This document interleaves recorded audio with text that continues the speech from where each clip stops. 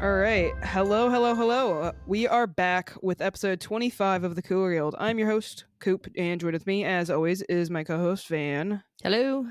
We are recording on Tuesday, February 4th, 2025. This will be the first true preseason show where we'll be recapping the Raid's off-season moves, giving our thoughts on the current roster heading into the 2025 season, as well as covering some other news from the club and in the woso world. Also, we're doing a new thing with our recording methods today, so this is an experiment. Fingers crossed. We're hoping that this can kind of make things easy if we want to upload video in the future. Maybe this episode will be uploaded. Who knows? Who knows? Maybe it'll turn out perfect. I don't fucking know. It won't be perfect, but maybe it'll be good enough to upload. I don't know. But we're trying to get going on YouTube. And if things start going well and all that stuff, we'll upgrade our cameras and make sure we're beautiful for everybody. Yeah. The only thing that's stopping me from beautiful is the camera. Anyways, what's going on with you? Oh, God. I'm busy. Yeah. USL is kicking up with scheduling and all of that. We're doing a tryout. Yeah, so we partnered with Lexington, the USL Super League club, and we're doing like a joint pro/W League tryout here in Olympia. Sweet. So that'll be cool. Yeah. But yeah, that's a lot. We're getting geared up, ready to go for the summer. Yeah, work, life. My chess league has really been going off. I'm playing in 2 games on the live stream on Twitch tomorrow night. What about you? Well, I got back from Mexico not too long ago. Went to, I think it's pronounced Holbox. It's spelled like Holbox, though, if you're an English primarily speaking person. So I went there for like a little bit over a week. It was great. Weather didn't really cooperate, but there was a cat there at the hotel we stayed at. I know, she looked so cute. Her name was Lechuga. Lettuce. Yeah, the like manager of the hotel was like, Lechuga's been looking for you. Like, I never see her over here because our like room was a little bit further away from like most of the rooms. And so she's like, I never see Lechuga over here, but she's wandering to try to find you in the mornings now. She's a very good cat. She was just loved to like lay down in the sun and lay down in like little dirt spots around the hotel. She was white, but you could tell that she like definitely loved to. She's a little dirty, like dirt girl, but like she was like drinking the pool water. And then like there's like a little island where there's some like little loungers in the middle of the pool, and she like would hop over the water to go lay on those chairs. And then there's like little plants around the pool area, and she would like lay in the dirt around those. You know, after hanging out with her for a week and then petting my cat like at home, I was like, man, my cat is like really clean and soft. But yeah, I'd like to go back there when it's not raining all the time, because I don't know. There's a lot of cool stuff on the island we didn't get to do because we weren't there for the right time of year. But you know, vacations line up with what you can work with anyways. But they have like flamingos sometimes, and then they have whale sharks that you can go swim with and stuff. Hell yeah. You know I love a whale and a shark. Anyways, we should get into what's going on with the team. But first, some housekeeping. We want to remind people that the Cooler Guild is part of the Sounder at Heart podcast network. You can either listen to us on our public feed, or if you're a Sounder at Heart subscriber, on the private unified feed with the other podcasts on the network. If you'd like to become a subscriber, just visit our page at sounderatheart.com/the Cooler Guild. New subscribers get 10% off the normal rate, and you'll help support everything we're doing here. Got a few preseason stuff to go over. I think the first one, just because we kind of want to get a good recap on what we're working with heading into the season, because there's been a lot of movement, like a lot. Yeah. And we knew this was coming. We knew there was going to be a mass exodus and need to bring in some new players, and that happens. Notable contracts. I want to also shout out Susie from Ride of the Valkyries for doing some good articles on covering some of these acquisitions. But the notable ones we got: Lynn Biondolo, formerly known as Lynn Williams, Lou Barnes, Maddie Mercado, Madison Curry, who was acquired as a free agent out of Angel City FC, and Cassie Miller. We got some new acquisitions that will be rookies: forward Maddie Deline and defender Emily Mason. What do we think of just those? Out of all of those? Yeah, I mean, that's a lot of people to be bringing in. Do you think these are people you're excited about? Do you think these are going to like be the quality that we've been missing? I think Lynn Biondolo definitely is going to add that, you know, other element that we are missing that she actually pointed out, in talking on her podcast after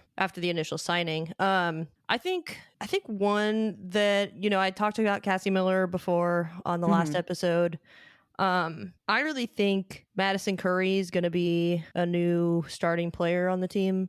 I mean, last season was her rookie season and she played well. And so coming in could really use, another solid player to get Latsko, back into, the forward arena where she can be productive. Yeah. So that'll be good. I know that you've looked into Deline more than I have, but Emily Mason, I think once Lou Barnes is gone, I mean, Emily Mason's 22. Sure, she hasn't played in the league yet, but if she comes in and she can really play the way that I saw her play in the U20 World Cup, we're going to be fine. Which is good because we need to improve back there. Well, and having Lou Barnes for that extra season, I think might have been part of the plan with that. Trying to pass the torch kind of thing. Oh, just to have that seniority and experience for these younger players. Yeah. Because we obviously know that McLaren can step in. Yes. Yeah, definitely. Absolutely. So it just adds that extra element to help these players transition into the league and be a success when they start. Yeah, I think there's going to be rotation with that just because a lot of these young players that we're getting are going to be called up for these, U20, some of these other camps where they're just testing things out. But a lot of them have history with the youth national team. Yeah, so they're going to be looked at, right? No matter what. I feel like once you kind of have that mark, it's very beneficial for your career, obviously. And Emma Hayes, I think, is kind of interested in also looking at the youth because I think a big issue we had with the U.S. women's national team when we weren't quote unquote elite was because we weren't trying to incorporate some of these younger future stars early enough. So I think a lot of these players that maybe we're acquiring, they've got a lot to prove. And I also think Emma Hayes is a coach that will give them chances. Not all of them, obviously, but a few of them will be hopefully getting their moments over the next few years. Yeah, and from a business standpoint, right? You're getting these two young players in with this experience, with futures camp, with all of that. If they end up playing well, or they get senior caps for the national team, their price goes way up. Yeah. Invest in it. Yep. It's certainly an investment. It's definitely an investment, and it's a smart one. Yeah. I'm excited about it. I'll get into maybe the questions that we should maybe have about that later, but going into just the roster situation. I will say one thing. I want to add one thing. I watched the entire highlight video for Emily Mason today. If you have a chance, go watch it. It's on YouTube. If she can play like that at a high level, like the NWSL, other teams are going to be in trouble. She can score goals, but she also can take people out in the back. Do you think she's going to... Because it sounds like she's played a couple of positions, and it seems like our center back situation is solid. I mean, obviously, I think if we're doing rotation, we're going to need someone like her sliding back there.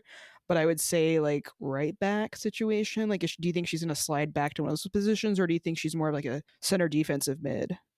From what I think, she played centrally a lot in college. But I think that's another thing with the national team. Players are constantly having to, be versatile. She's at that age kind of where sometimes Laura Harvey sees a player and she just thinks that they're better suited for different places. So something to keep an eye on. I wouldn't say she's locked into center back. No, definitely. And with Ryan Brown still out, we're going to have some movement in those outside positions. Though I think Maddie Curry is going to be in one of those slots pretty easily. Got anything else on those? No, that was it. I think it's notable. We probably should at least mention we're going to have a full preseason with all of the mid-season signings that we got from last year, which is kind of important, I would say. I know, it's so crazy. It felt so long that we've had these players because the last season just felt like it was forever. Yeah. They didn't really get time to really, get their feet under them and acclimate. Now, what's that? Yeah, and now they're going to be able to do that. So with just a reminder of those players: AMC, Bug, Mondesir, McCammon, and Hannah Glass. I'm glad that the team can kind of all mesh together now for full preseason. And you can tell, I mean, it was rough seeing a lot of those players go because they've been part of the team for so long and felt almost like the soul of the team, if you will. Yeah, it's hard. You get attached to players, yeah. Yeah, it's having an identity crisis and trying to fix it now. One other thing to know, Lily Woodham, she got her loan extended with Crystal Palace at the end of June. Will it get more extended later? I don't know. If she enjoys it, that'd be a good place for her. We don't have a lot of spots on the roster, so I just don't... I mean, if they can find a place for her to stay, I think that's the best case scenario. Which is sad because, like, that first game she played, I was like, oh, okay, Yeah. like, this might be really good. And then it just went downhill after that. Yeah. Yeah, and when I was putting together lineups for something that we'll talk about later on the episode, I did notice something that has been brought up multiple times. We are probably going to need to add a midfielder or two. Yeah, I read the interview that Susie did with Leslie Gallimore, GM for Reign, and she made mention of, like, they're probably going to be looking for midfielders, which I would say that means they are looking for midfielders. Yeah. So if we can, I guess the question is, will they be trying to throw some money down for a midfielder? Or do we think we have enough to be good and then we're just trying to find somebody to kind of strengthen the bench? I wouldn't mind going and spending money. There's just a lot of age in our midfield and a lot of, like, unproven players that we haven't really seen enough of. So sure, you can bring somebody in, but then you're like, okay, Maddie Mercado. We saw some really good things at her, but she didn't have a lot of time. You know, you get Meza in there who came back from Dallas. If you bring somebody in that's, like, going to be a starting player off the bat, those players are going to lose out and we might miss something that would be potentially really good for us in the long run. Yeah, that's a good point. So it's a delicate balance. Yeah, I mean, if they were to go and spend money, it wouldn't be till the summer anyways. Yeah. We don't have a lot of room on the roster. We still need a third backup goalkeeper, right? We still need, like, that third goalkeeper on the roster. And I think that there are some positions where we just don't, like, I would say there's some players that maybe could be starting in some teams. And if they're not going to get those minutes here, I don't think they want to be with us. That's how you make room for somebody else. When I'm looking at this team and thinking, like, you know, like, we're going to get Huerta back and, like, we need to still get this goalkeeper. It seems like at least one or two players in this team might not still be here come the summer transfer window, which is fine. I'm not. I think we've set up a situation in which everyone's going to need to be competing, and I think that's all you can really hope for going into a season. Yeah, definitely a lot more bright of an outlook going into this season than the last one. Yeah, I mean, we came off the championship, but then, like, it was the championship game. We didn't win it, obviously, but they lost Pino in the most heartbreaking fashion, and then that was the heart of the team gone. And you go to Gotham, and you go to Gotham. Yeah, and then all those traitors, which doesn't seem like things are going great at Gotham anyways. So, anyways. Karma's a bitch. Okay, well, I guess all that wrapped up, I wanted to ask, who are you most hyped for on this roster so far? I mean, the obvious answer is Biondolo. Mm-hmm. I want to watch Lynn Cook in Seattle. Something I never thought I'd see. Also, Olo. Olo's been at practice. Mm-hmm. Olivia Vanderyacht took last year off for personal reasons, but they still kept her, and she's been back at training, and I think she could be a really important part of the midfield. I mean, Fishlock had talked about when she was playing and got into this league, and she was just like, you know, U.S. national team needs to look at her. She's, like, extremely underrated and everything. Yeah, but it seems like the club supported her, so I think that's got to be good for your mental health as well, to at least know that, you know, your team is backing you and still believes in you as a player. It was never about her playing quality or anything like that. It's just life has things. So yeah, life has things, and super cool to see her back at practice. And I hope that, you know, she comes back into the game and can find success for herself and for us. And not to drag this on any longer, but also Ryan Brown coming back. Yeah, I've seen that she's slated for a return this summer, whenever that may be. They did put out a video about her and her recovery process, and just the training room, everything, like, from this video seemed like a huge upgrade for the team as a whole with this new ownership group. Yeah, and they got the new facility or like the upgraded facilities. So that's nice. So hopefully she can get back on. I don't know. Mine are kind of boring. I mean, what about you? For me, I am most hyped for Bug. Jordan Bug. I mean, we just got a taste of it, and I'm ready to see her start all year. I think she's ready for it. I think she's everything we had been missing in the back line since Cook kind of went downhill. So When we first initially signed her and McCammon, what were your thoughts? I didn't really know what to think. Yeah. Right? I was just like, I'm hearing a lot of hype, but like I was kind of like, it's a young center back. Like, how good can she be? You know what I mean? Yeah, we're like, oh, we're signing children. Got it. Yeah, which, like, I don't know. Sometimes I'm like, there's these like prodigy forwards or prodigy like wingbacks or whatever, right? But like to have someone who's that composed as a center back just surprised the shit out of me. Like I was not prepared for it. So seeing someone this composed back there is just like blows my mind, and that's why I just like am so stoked for it. And she's only getting better, which is terrifying for everyone else. Yeah, I know. It's great. I love it. McCammon, it's, you know, I'm still hearing great things about her, but she hasn't really been given her chance yet. So yeah, that was TBD. Yeah. My other one that I'm hyped for, Maddie Deline. I went and watched some like videos on her because there's a bunch of new stuff about her. She's from Minnesota, and you know how Minnesotans love to get excited about their own people. Yep. Interesting fact about her, she swept the 100, 200, 400 meter races at state in high school in both her freshman and junior year.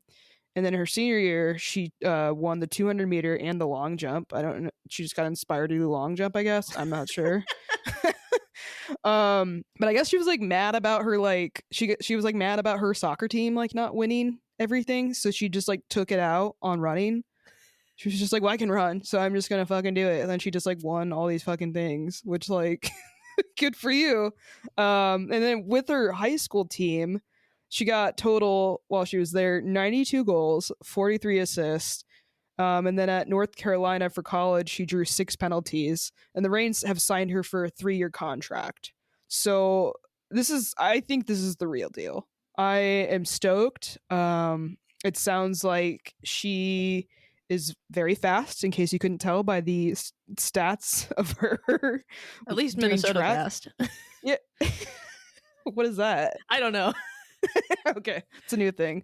But there was like, there's maybe speculation that she was going to even do track, like be a dual sport athlete in college. And if she really wanted to put her focuses on running, she could have been an Olympian. Don't know if you know this, but the Reign have been kind of missing some speed.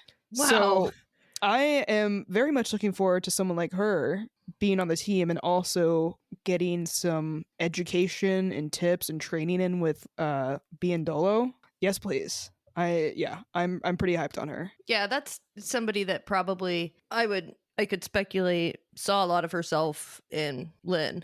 Yeah. And so being able to learn from somebody like that would be incredible. It'd be so cool. Yeah. Yeah, I'm stoked. Since we mentioned so many young players, I guess my question for you is, do you think that the youth players that we have on this team and everything, do you think they're ready to be championship contenders? I think that's yet to be seen. We haven't seen like super young teams win at all, right? Right.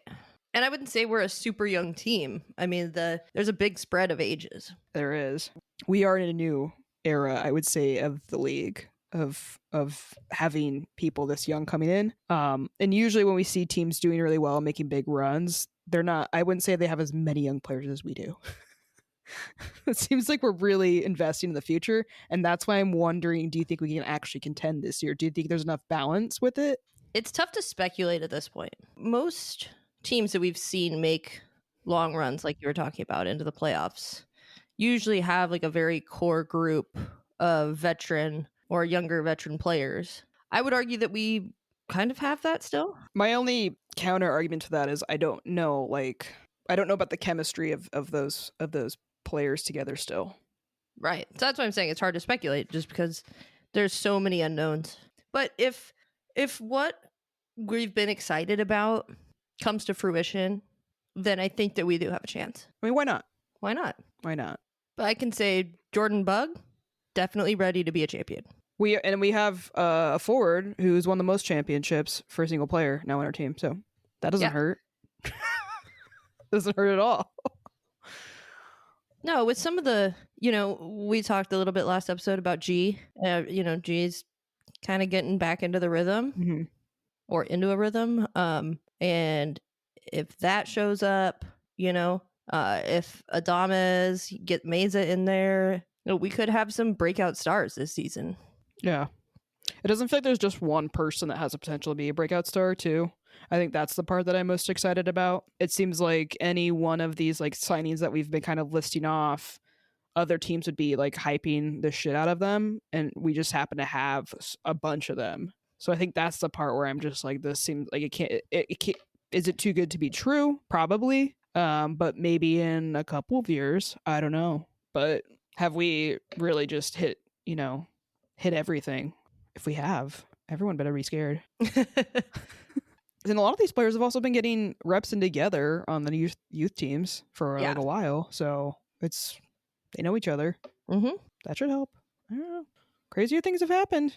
But I think too, there's going to be so much competition for each spot that you're really going to see the best out of a lot of these players. That's what you want, as long as it's a positive, competitive training environment.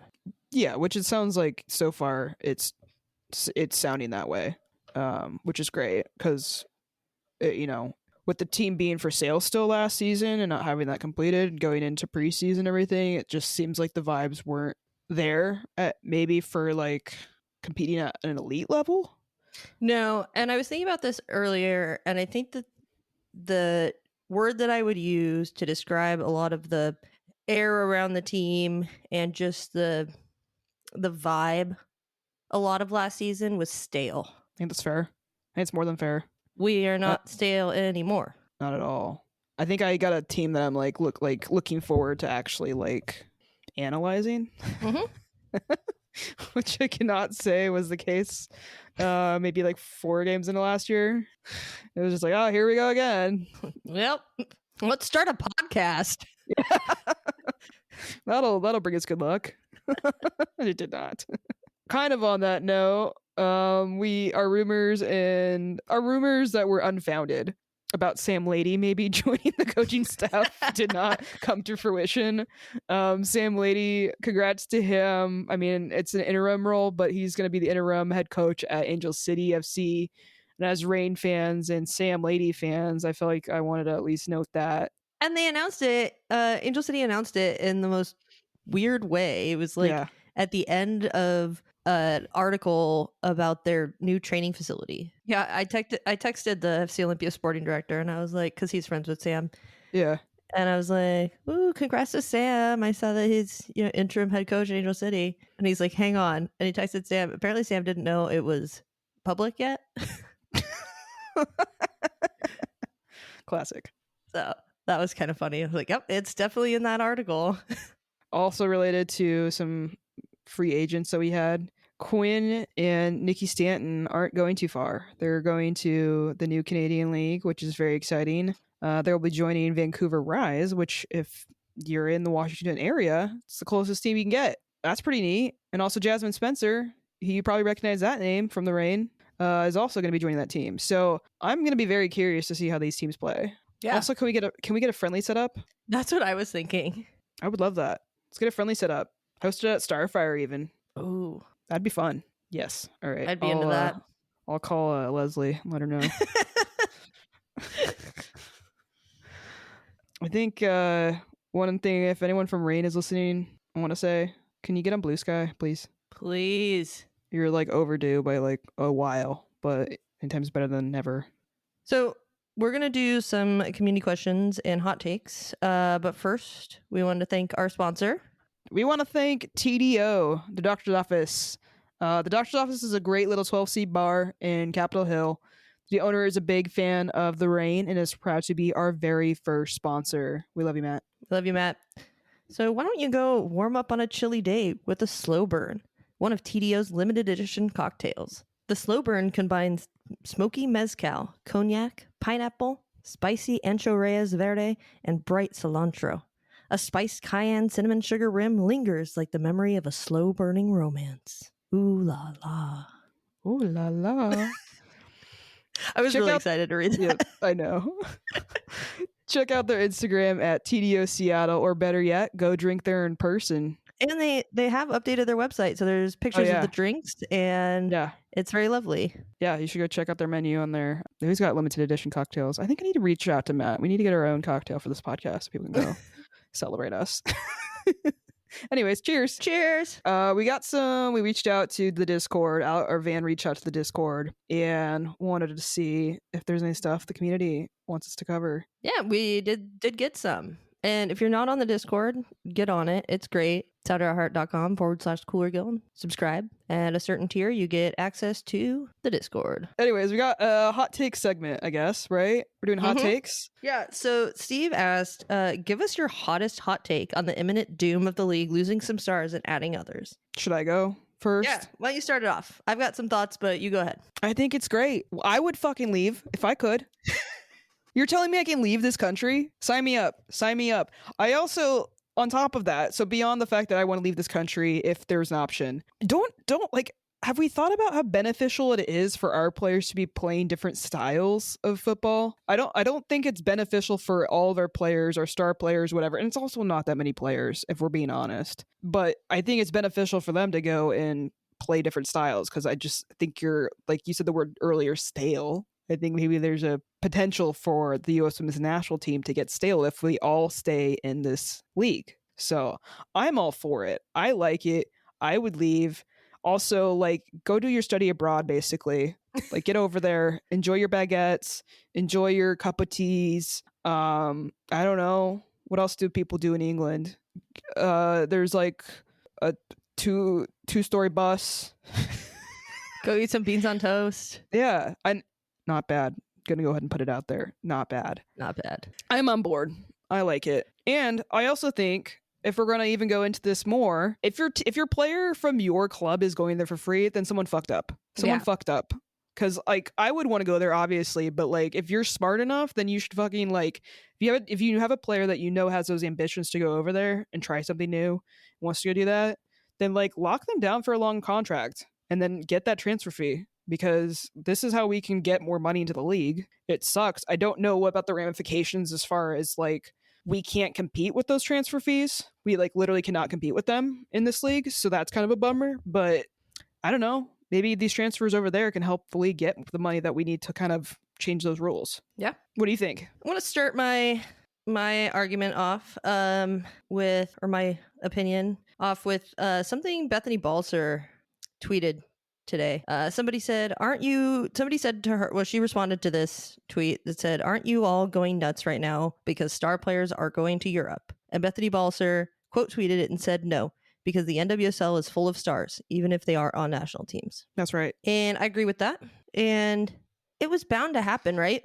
The WSL is growing. They've got a big following over there. They want to bring big stars in, just like we want to bring big stars in. Mm-hmm. And it's not an imminent doom. Not at all. If anything, that's like saying that the less roster spots you have available, the better players you're going to get. That's not true. Right? The more women that we can get playing soccer professionally, the better it is for the game as a whole. And if that happens, that there's a roster spot that opens up because somebody goes to play in Europe, hell yeah. Yeah. It's never a bad thing. And hopefully fans of these teams, right? These big name players going overseas, they're not going to be like, oh, I'm not going to go to the game anymore because so-and-so's not there, right? I mean, I may have only gone to watch San Diego games because of Naomi Girma. I get that. But that's such a that's such a different situation because she is legitimately one of the best players in the world right now. Yeah. She got the hell out of San Diego. Yeah. San Diego's in a bad situation, right? Why would you want to be there? And they got $1.1 million out of it. Yeah. I don't think losing, let's see, we've got a list here. Crystal Dunn to PSG, Girma to Chelsea, Caroline to City, Neiswanger to Arsenal, Huerta's still on loan to Lyon. But we've talked about this, right? Huerta is only going to get more experience, a more diverse playing style, right? So it's only good for us in the end. And that list also isn't long. So I think it's an overreaction calling it impending doom. Yeah, for sure. But yes, some players are leaving. But we're also picking up players from Liga MX into NWSL, right? We're getting more African players into the league, which has blown up for the league, right?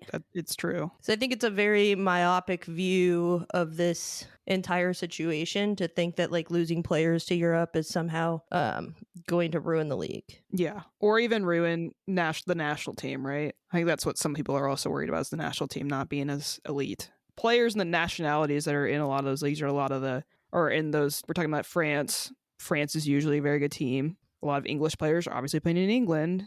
You want to be able to like compete with them. And then there's a lot of Dutch players also in the English league. How are you supposed to like learn those playing styles or like see how they play if you don't play against them? Staying in one league doesn't give you that experience. Right. And do you think Naomi Girma is going to come back to the national team and be like, I can't spill dirt on these players? No. No, she's a fucking competitor. They also get to, obviously some of those fields that they play on aren't great, but they're not on turf. Yeah. And I say this as a fan of a team that does play on turf. So, and then there was like the whole thing when Lindsay, what does she go by now? Not Lindsay Horan. I think she still uses Lindsay Horan for her jersey name, whatever. And Lindsay Horan left for Lyon, full transfer from Portland or whatever. But like Portland, the best elite team, whatever in the league, they still made their women's team train on the turf. So they were training on the turf. They were also playing on the turf for all their games. Meanwhile, their men's side was training on grass at a different facility or whatever. But like Horan had mentioned, like, I get to go to Europe and then like everything's grass. I get the nice facilities, all that stuff. Obviously, it's not the case for all the teams in those leagues over there, but like there are premier facilities at some of these places and they get access to things that maybe you can't get at some clubs in the NWSL. I don't see any reason to be up in arms about these moves at all. No, I think for me it's more exciting than anything else. I think the only thing I would question is how are the teams. I don't think it has anything to do with players. I just think that like the league may need to change some of the rules as far as salaries and transfer fees that are allowed and all that stuff. Maybe they can do like a DP type situation like they do in MLS. They're going to need to figure out a way to compete on the international level with these transfers and with the amount of money that these English teams are paying for the most elite players. But just like the NWSL, there's a huge salary discrepancy, right? And I think even more in the WSL than the NWSL is there is a huge discrepancy between last place and first place. Massive. You think, when you think of WSL as an American who maybe only watches 1 or 2 games a year, right? You're thinking that City Arsenal like matchup or Arsenal Chelsea. You're thinking of like 3 teams, right? There's not just 3 teams in that league. The fact that people think that their level of play is so much better, I challenge you to watch the lower table teams in that league play against the Chelseas, play against the Arsenals, the Cities, Yeah. And the Uniteds at this point. Ella Toon is like going off at United right now. And Fallon. And with Fallon Tullis-Joyce, yeah. If we start seeing success with these clubs and the attention that they bringing in these American players, then that only makes the sport stronger. And that's what I support, number one. I'm all for it. I agree. Send them all. And me. Yeah, and this is the caveat is I am also have to go. Thank you for listening to the Sounder at Heart Podcast Network, which now includes No Sarietes, Lobbing Scorchers, and the Cooler Guild. We've been independent since August of 2023, but need your support to make sure it continues. Although this podcast is free, it's only made possible by your continued support. Memberships start as low as $25 a year, which not only helps make podcasts like this one happen, but also gets you access to everything we produce. If you're able to support us at higher levels, starting at $75 a year, you gain access to a host of other perks, most notably entry into our members-only Discord, where the smartest, funniest, and most engaged commenters share their thoughts and ideas. To find out more, just visit sounderatheart.com and click the subscribe button in the top right corner. Thanks for listening. So the next one we got was from Matthew. He said, give us a best guess starting 11 and a spicy starting 11. You had a list. I do have a list. My best guess is kind of also the spicy 11. I put it as kind of a 4-5-1 just for ease sake. This is my list. This is my list for a starting 11, first game of the year. Well, minus one player who I would have to switch out. But here's the list I came up with. Starting goalkeeper Cassie Miller, left back Ryan Brown, center backs McLaren and Bug, right back Curry, diamond or triangle midfield Vandergat, Fishlock, and G up top. Left outside Haidema, right outside Adames with Biandolo up top. And set that up how you will, but I mean, I think in that situation you can switch Haidema and Adames, but they can kind of just flip back and forth like they do. Yeah, and that wouldn't be like a flat thing. I think it would be like kind of a roving two top, depending on what side of the field the ball was on. I think the only one I would maybe switch out, this is maybe a little controversial, I might start Meza. I want to get her off and running this season, and I want to put Meza in. Well, I think Meza's going to be a Fishlock sub. Yeah. Because Fishlock's not going to play the whole game. That's why I would maybe start her over Fishlock and then bring in Fishlock. Yeah, you can do that. I think Fishlock's got that feistiness off the bench. And then the Cassie Miller is obviously an interesting one. You know, the other outside back options. Well, you got Latsko, maybe. I don't think Latsko is going to play in the back. We've got too many options back there. I think it's probably going to be Shea Holmes. I mean, if I'm guessing who would start in that back line, it would be Holmes with Harvey. Yeah. With Harvey, yeah. I would put Latsko in there. If I'm trying to get Latsko on the field and that's the only place she can go, I'm putting her on. Yeah. Anyone else you want to throw in there and starting? Mondesir maybe? Yeah, Mondesir. Instead of Adames? Yeah, you could switch out Adames with Mondesir, Fishlock for Meza. Yeah. I don't hate that lineup. I mean, the bench is going to be interesting because that's where we're really going to see if these young players are up for the task. Yeah. Because the lineup you just gave is, a majority of our, experienced players. The experienced players, minus a few. It does seem like our bench is going to be heavy on the youth talent. Yeah, I really hope Laura Harvey learns how to sub this year. I was like, I don't know. I mean, the thing is like if you want to develop these kids, like you do need to give them some meaningful minutes. You can't just throw them in for like 5 minutes at the end. Yeah. Yeah, it'll be interesting to see. But that was my projection or my hopes and dreams. I don't know. What was this thing from Mongolian barbecue? Do you think our youth starting 11 is better than our traditional starting 11? Is that what he's trying to ask? I don't know. Is he saying if we put all of our youth players on, would they be better than all of our non-youth players? I don't think so. No. I think it's an interesting thing maybe to think about beyond that, but I would say no. I would say that because of Biandolo. Yeah. Like I think she's running through all of them for sure. Maybe Maddie can catch up to her. Beyond that, I don't know if anyone's keeping up with her. I guess Bug is Bug gonna like take down Biandolo? I know Bug's good. Is she that good? I don't know.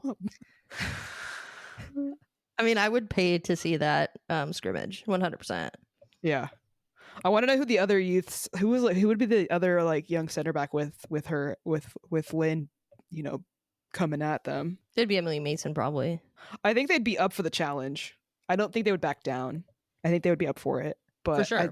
I think still ultimately I'm putting my money on Lynn. I hope that's what you were asking. Mongolian barbecue.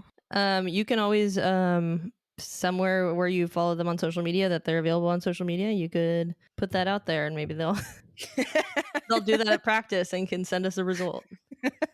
I'm sure they'll do that just for us. Okay, I think that's pretty much it for the hot takes segment. We got some other happenings in woso. We did want to talk about the Europe stuff, but I think we got that covered thanks to Steve. The Houston Dash are for sale. Seems like they're just trying to make money. Yeah. I'm a little like bummed out by it just because I think they've gotten a lot of interesting acquisitions, and knowing what happened with the rain and how that took a toll on players. I think it's kind of a bummer to know that that's kind of something that they're going to be going through. Yeah, and that came out I think like the day that preseason started for them, or the day before. It was a really terrible time to announce that. So hopefully things are better behind the scenes than they were for us. I mean, I don't know. It's Texas, so Probably not. It's probably worse. Other thing, our favorite Michelle Betos has retired officially. Maybe we can try to get her on the show now that she's no longer going to be a competitor in at least the player sense, because she's joining the coaching staff at Gotham. Yeah, which is good. Good for her. Yeah, they also need someone like her, I would say, in times like this. So, you want to go over the next few pieces? We have news. Something good happened for Casey Stoney. She deserves it. It's the least. After she very much deserved it. She was announced as the new head coach of the Canadian women's national team. Hopefully she's not into drones. Fingers crossed. I don't get drone vibes from her. No, I don't either. And also like the weather for Canada and her outfits, well suited. Spot on. Yeah. Spot on. Hopefully that's good for them. I mean, they went from one female head coach to another, so there's all the drama and shit with Bev, but Canada, they've always been kind of punching above their weight, I feel like. So for them to have an actual good coach, I think that it would be really good for those players. Yeah. And she might be able to find talent that's been overlooked in the new Canadian League. And then your last bit of news on this. My favorite piece of news out of this week. There's going to be a new team for women in the 7v7 TST summer tournament, and that is Solo FC. Hope Solo coming out of retirement. That's right. I know a lot of people are not fans of her for reasons that are very logical and very validated. I live for the chaos. So this will be interesting. Maybe not for the team at the end. It sounded pretty fraught. I'm not sure. Yeah, it'll be very interesting to see what kind of energy she's bringing to the team. I mean, and she's kind of been, other than that Netflix series that I did not watch. Did you watch it? No, I didn't watch it. Oh, that's weird. My mom watched it and she's like, you gotta watch this. Yeah, that makes sense. And I was like, I know everything. No, it's not that I know everything. I don't need to expand my image in my head that I have of her. I know enough. I know it's not great. Yeah. What I think is the funniest part of this, was it Susie that pointed this out? But like it, if we somehow get the matchup of Solo FC versus US Men's National Team, just like the names alone is just so like, ooh, what a matchup. Because it kind of has been Hope Solo just didn't she like try to stop the equal pay stuff? Well, she had a separate lawsuit. That's right. But to not get equal pay. No, it was for a different reason. Oh. But they blamed that for holding up the equal pay lawsuit. Got it. She's a wild card for sure. I know, and I just love it so much. You sent me that video it was the Chapel Roan song. What was that song? What's the I gotta find the song. I don't know her video. So Van sent me this TikTok video, and it was like showing Hope Solo. It was like clips of Hope Solo. I think maybe also Carly Lloyd. No, it's just Hope Solo. I feel like there was Peter, but it might have just been because Carly Lloyd was on the team at the same time. Anyways, so it's these weird like montage of like Hope Solo and stuff, and it's playing to the song of My Kink is Karma, which if you don't know the lyrics to My Kink is Karma, let me pull up some of the lyrics. I found it. We can't play it on the show. We're gonna get in trouble if we play it on the show. So the lyrics, it was like it is Carly Lloyd on it too, but I just blocked that out with my brain. Yeah, that makes sense. I mean, you were fixated on Hope Solo. It was people say I'm jealous, but my kink is watching you ruin your life. You losing your mind, you dyeing your hair. So that's just the gist, some of the lyrics from that song. Crashing your car. It was a very unhinged video for Van to send me, but it also has like hundreds of thousands of likes, I'm pretty sure. 97.5 thousand. Okay, so almost 100,000 likes. If people The comments are turned off. Yeah, that makes sense. Yeah. Well, I'm sorry to everybody who really hates Hope Solo. That's just, we grew up on her so much. I will say this, it's always good to have a villain. It makes it more interesting. Yeah. I don't know I do know who the current villain is. We all know who the current villain is. Think about it. She hates the gays. She hates the gays. Come on. She hates Rapino too. Oh, God. Yeah. I mean, I would prefer not to have that, but it is what it is. Anyways, I think that's pretty much it that we got for Woso. Do you got anything else? No. I got a couple shout outs. I think maybe you got one too. I wanted to shout out Skylar Diggins Smith. Please bring this energy back to the Storm.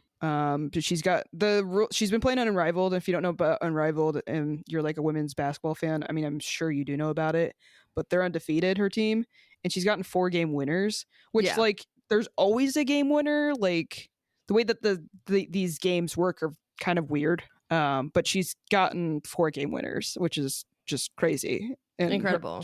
She also looks like she's having the time of her fucking life. They all do. It looks great. All do. Yeah, I'm like really hoping that all of the vibes that they're getting from this like tournament are brought back to the WNBA because it just looks like they're all having so much fun. Yeah. Speaking of like team shakeups, the Storm are getting one right now. Jewel Lloyd out, going to Vegas. NECA re-signed though. That was huge. I wasn't sure it was huge. And then we've got the second pick at the draft now. So someone please pass up Paige Becker.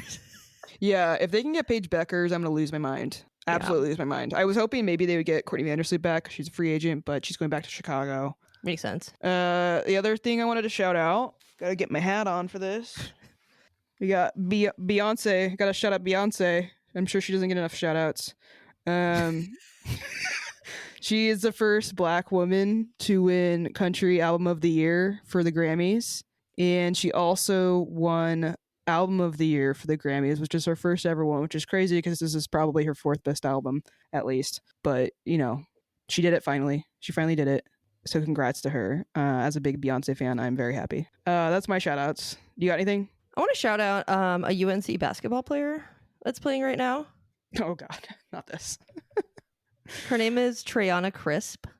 As a fellow Crisp myself, it's been a pleasure being a fan of hers. I hope she makes it to the W so I can get a jersey. I would also like to shout out, I am throwing a birthday party for my cat this month. Oh my God. On the 23rd, on Sunday, February 23rd, 3 p.m. at Triceratops Brewing in Tumwater.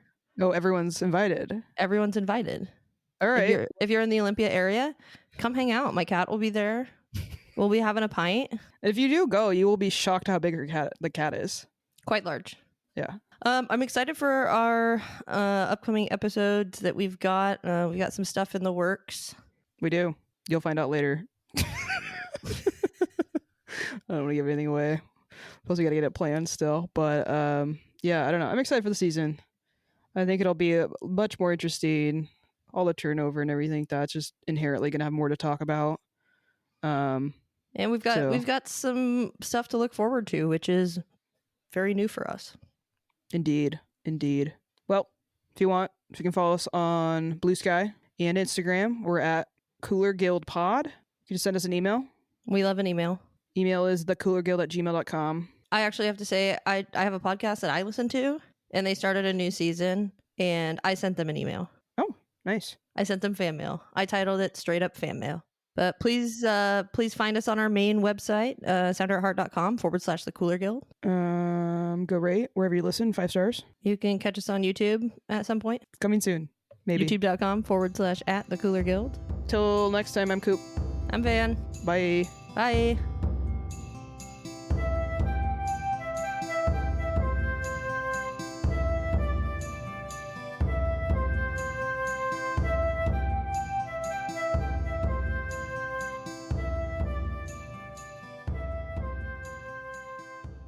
Avocado. I did this last time. I think this is in like the B-roll for one of the episodes. It is. It 100% is. And it's going to keep happening, apparently.